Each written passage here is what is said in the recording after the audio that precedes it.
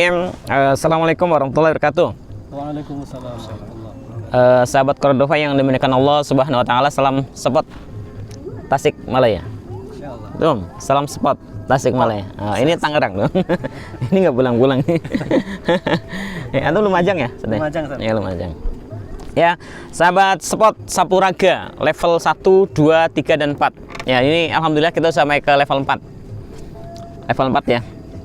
Nah, hari ini kita membahas materi tentang At-Tibbun Nabawi.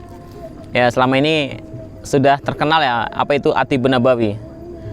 Ya, banyak mengatakan itu sistem metode pengobatan ala Rasul.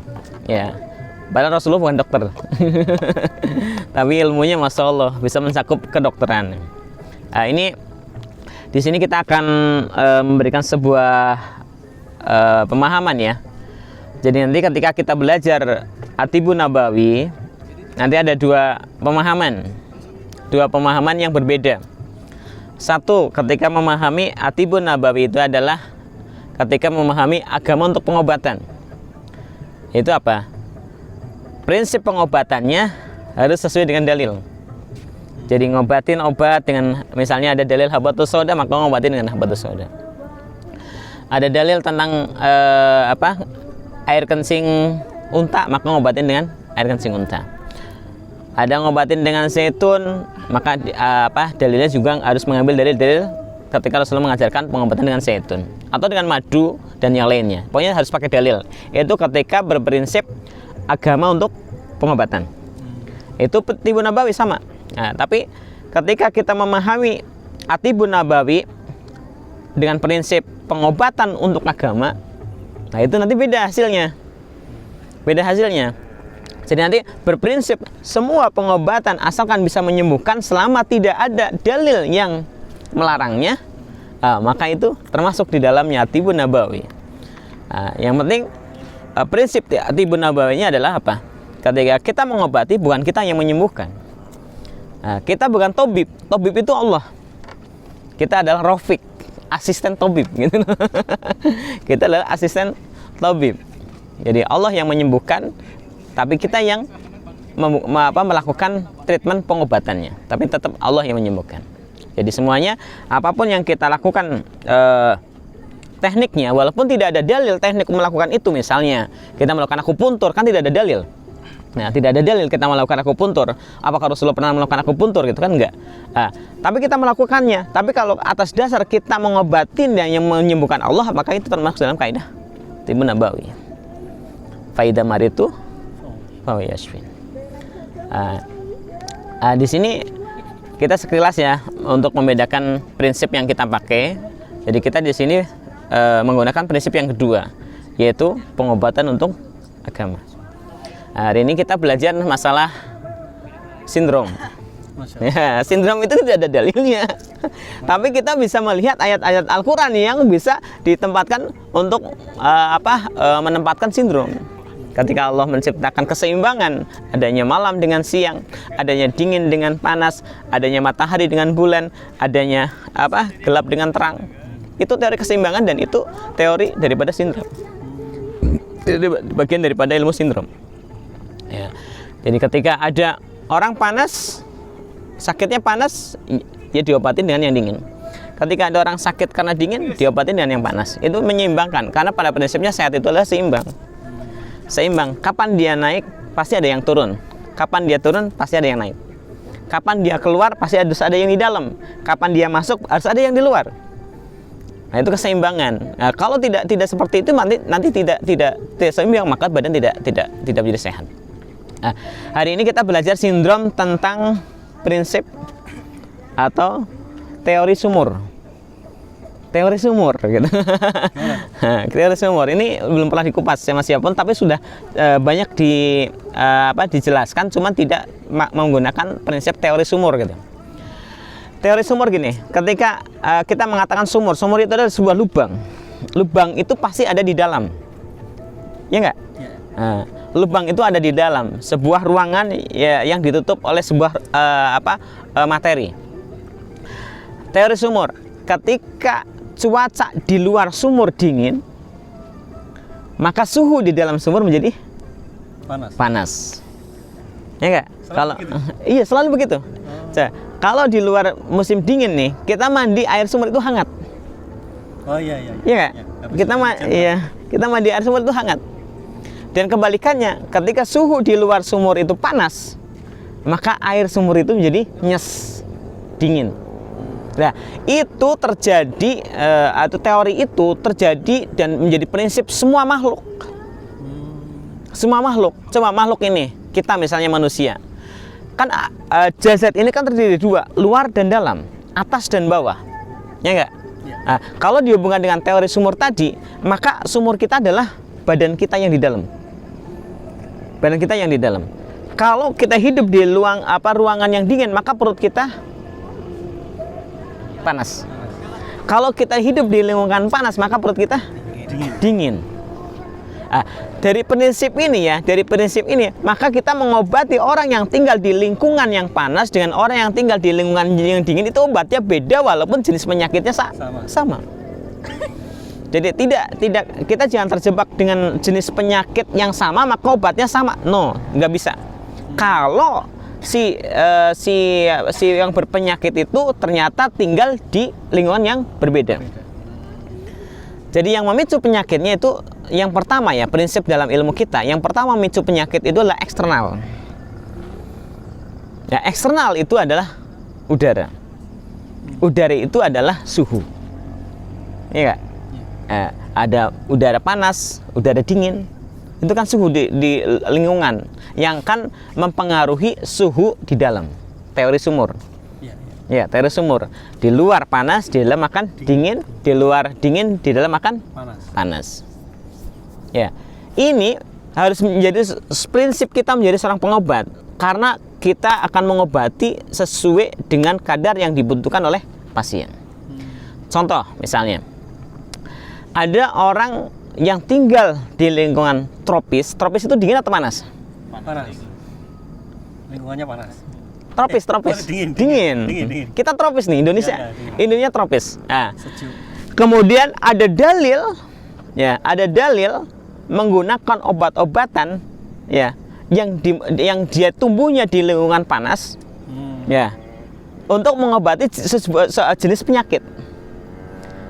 Dan penyakit yang dialami oleh orang yang ada di daerah tropis, maka itu tidak akan bisa terjadi kesembuhan. Paham nggak? Paham. Maksudnya gini, contoh gini. Ada orang Indonesia sakit perut diobati madunya madu Yaman, Timur Tengah misalnya.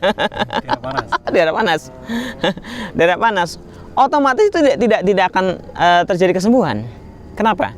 Karena pada prinsipnya kesembuhan itu ada keseimbangan. Ketika kita di lingkungan tropis, kemudian kita berpenyakit, badan di dalam tubuh kita apa yang terjadi? Dingin atau panas? Dingin. Terlalu dingin. Ya, terlalu dingin. Terlalu panas. Kita di lingkungan tropis ya. Di lingkungan tropis terlalu panas. Dalam perut terlalu panas, maka muncul penyakit. Kemudian kita ambil obat yang dari Timur Tengah, misalnya madu Timur Tengah gitu. Coba madu Timur Tengah sifatnya apa? Panas. Dimasukkan ke dalam tubuh yang sedang sakit karena suhu panas, maka yang terjadi apa? Tambah panas. Jadi pada prinsipnya mengobati seseorang itu coba lihat di mana dia di mana dia tinggal di lingkungan yang apa. Kalau dia lingkungan yang tropis, makanya kasih obat-obatan yang muncul di lingkungan tropis. Ya, ada yang salah seperti ini. Bukan di bidang pengobatannya, tapi di bidang buka puasa, misalnya. Coba kalau kita bukan di bulan Ramadan, kita jarang makan kurma. Nah, tapi ketika bulan Ramadan, wah kurma itu laris banget, laris manis. Iya, kenapa? Karena banyak berprinsip buka puasa itu dengan kurma, karena mengikuti sunnah Rasul. Tapi ini harus jadi catatan nih, harus jadi pelajaran buat kita. Kalau kita mengatakan buka puasa dengan kurma itu adalah sunnah, ya, berarti kita cukupkan dengan kurma saja, jangan dengan nasi. Nah, yang jadi salahnya kan gini, ketika Rasulullah mengajarkan 3 kurma, beliau kan tidak makan nasi berikutnya. Lah kita habis makan kurma telah menempatkan sifat makanan yang masuk ke dalam tubuh. Aturan, Bu. Seberahan gitu, seberahan? Kah? 20. Bu, aturan. Sami-sami. Iya. Mohon. Nggak apa. Nyambil. Kita nyantai. Salam. Kita di gunung, jadi pada prinsipnya kalau di gunung tidak ada makanan, apa saja bisa jadi makanan. Ya, oke. Yang penting halal. Nah, masalah toyib nanti. Nah, yang penting bisa didandanin. Ya, yang penting didandanin gitu. Ya, kembali kepada tadi. Ketika kita di lingkungan tropis, kemudian kita sakit, maka yang terjadi itu akumulasi panas atau akumulasi dingin dalam perut kita. Secara umum itu akumulasi panas. Karena semakin dingin ruangan, semakin panas. Oh iya iya. Iya. Karena terpengaruh Iya, suhu sekitar. semakin dingin lingkungan akan semakin panas ruangan. Ya, otomatis coba penyakit yang paling banyak yang kita alami di lingkungan tropis apa? Panas dalam. Ya dalamnya di mana? Ya di lambung. Karena di dalam perut sebuah ruangan, di dalam ruangan perut ada ruangan lagi. Ya enggak? Ruangan paling besar di dalam perut apa? Stomak. Lambung. Ya, 1,5 liter itu. Gede banget berarti. Iya kan? Nah, itu jadi ketika kita menggunakan obat-obatan atau makanan-makanan untuk menyembuhkan penyakit, harus disesuaikan di mana orang itu tinggal. Kalau dia tinggal di lingkungan tropis, maka obatin makanan atau obat-obatan yang muncul tumbuh di lingkungan tropis. Jangan paksakan.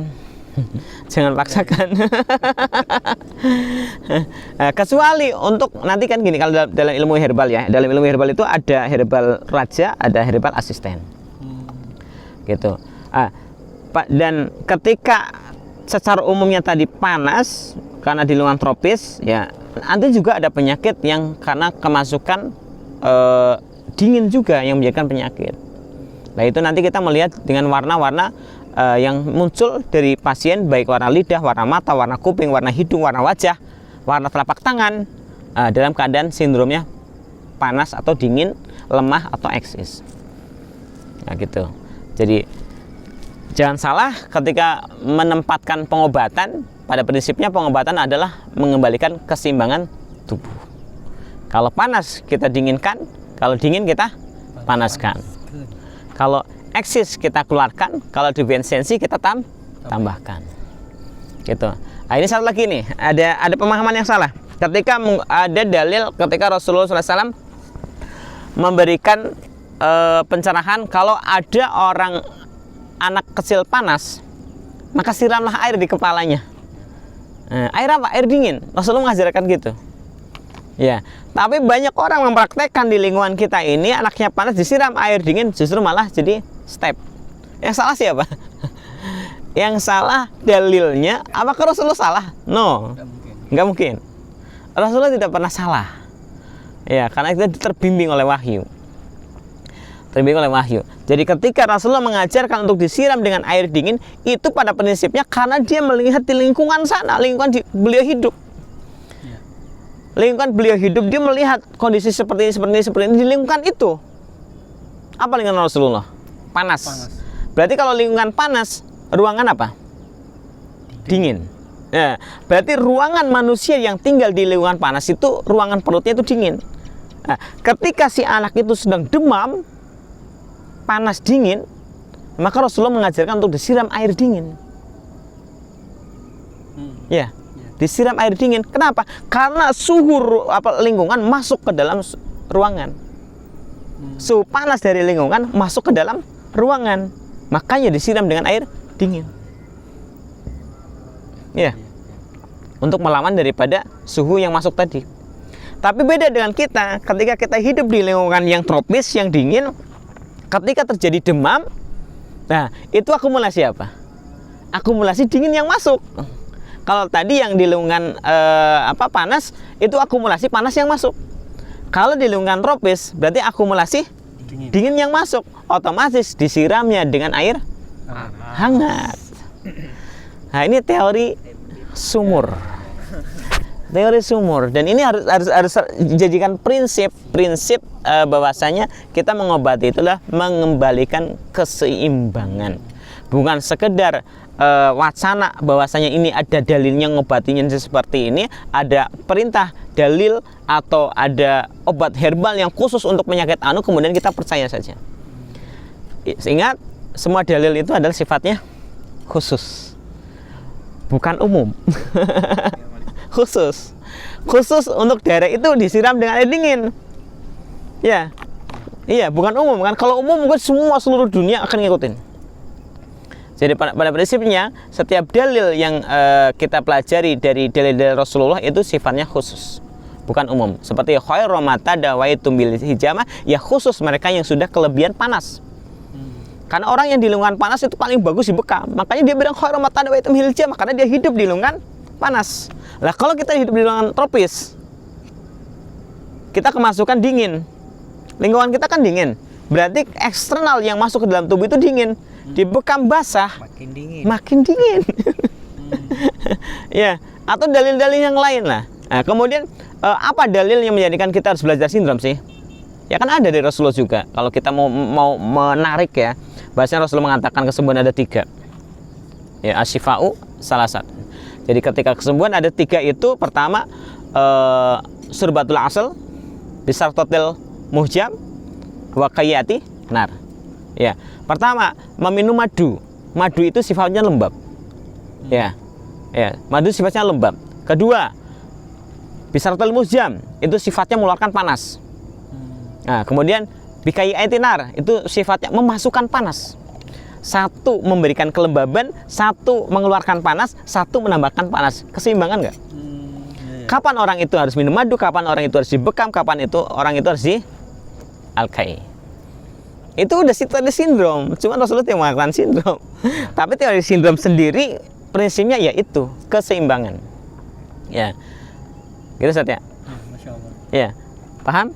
Keren. Paham? Ya, sahabat Cordova, sedikit materi dari kita sudah mulai lapar nih. Barakallahu fiik. Assalamualaikum warahmatullahi wabarakatuh.